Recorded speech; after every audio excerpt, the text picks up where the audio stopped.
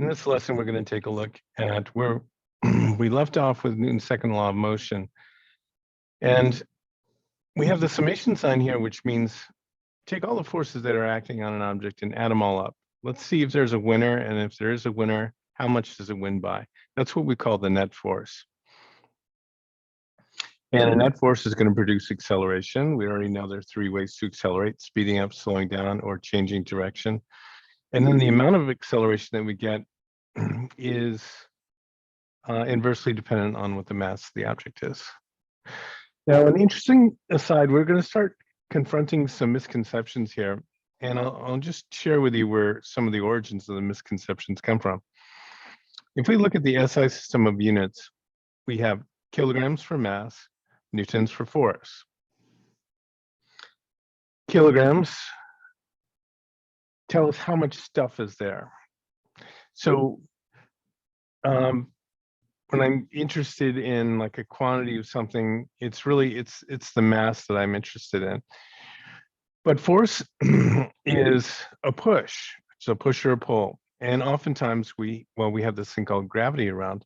And so a lot of the forces that we're going to look at originate because of weight. So if you grew up in a system that uses the metric system, you'd have a pretty fair idea about the difference between how much stuff there is and how hard gravity pulls on it.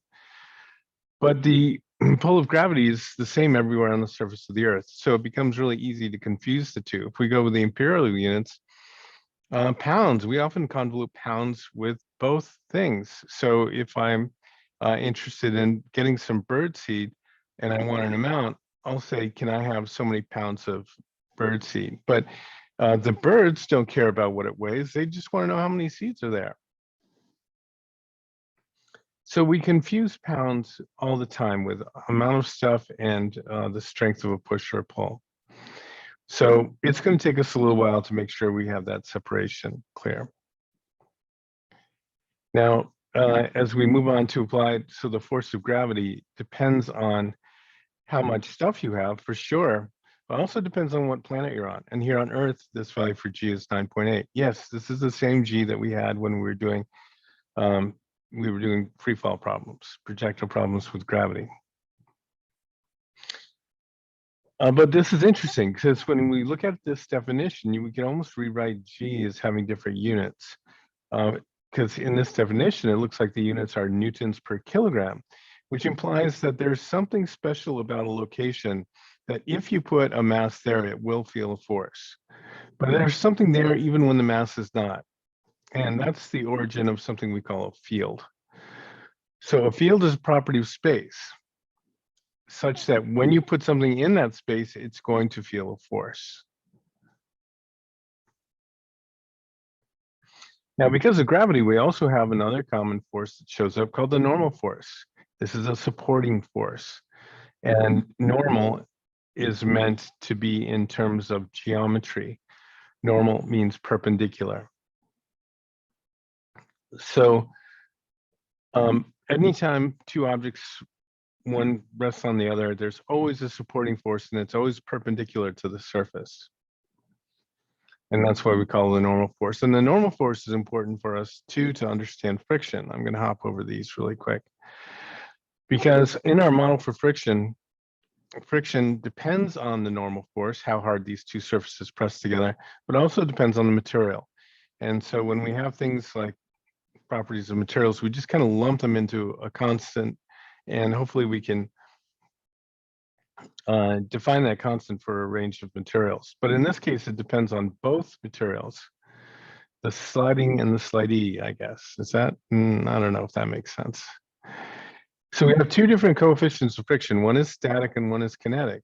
Static is there because when these two surfaces rest on each other, they kind of, the nooks and crannies kind of blend.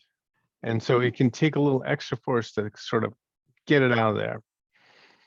And then once it's out, then we would have kinetic friction because now there would be sliding taking place. And in all cases, you can see that static friction is bigger than kinetic friction. And all these numbers are positive and they're all between 0 and 1, except for this one, rubber on other solid surfaces like asphalt. we need really good grip with our tires. So, typically the static friction is always going to be less than 1. And same thing with kinetic. But given these two surfaces, kinetic friction is always lower than static. And that means that friction is kind of a lazy force. It only works as hard as it needs to. Right. So let's take a look at that situation. In this graph, we take a look at an applied force. I'm going to push on something, and then friction is going to match pound for pound, Newton per Newton. It's going to match whatever the applied force is, until we get to a point where it can just not hold on anymore, and then it loses its grip, and then it slides, and then we have kinetic friction. So kinetic friction is usually some kind of fraction of whatever static is. Now I'm going to leave this presentation and get my robot friend to help us for this point. So our robot friend, when we go to push, you can see that as our robot friend increases their applied force, the friction grows, but it gets to a point where it can't grow anymore.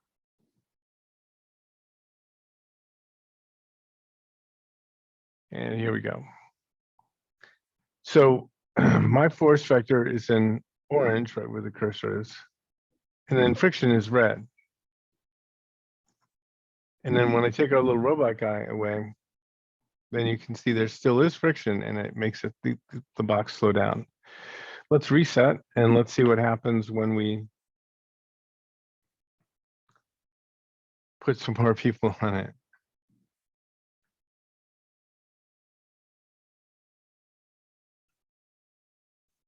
Okay, here we go.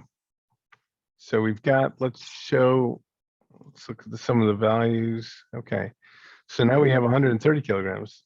It's going to be we'll be able to do it, but let's try. Okay, friction and applied force are equal to each other up until we get a threshold, and then something pops.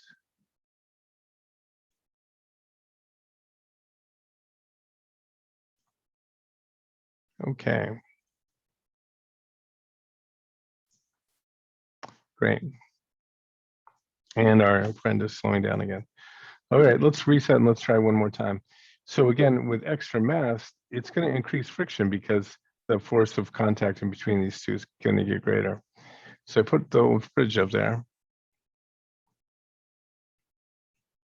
All right, and here we go.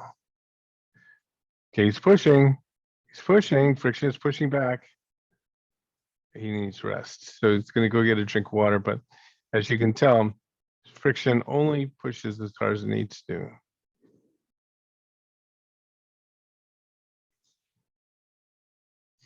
Let's give him all the juice here. Whoa, his applied force is up to the maximum. Okay, so now the normal force is too big, and so it's not possible for him to generate enough force to overcome friction.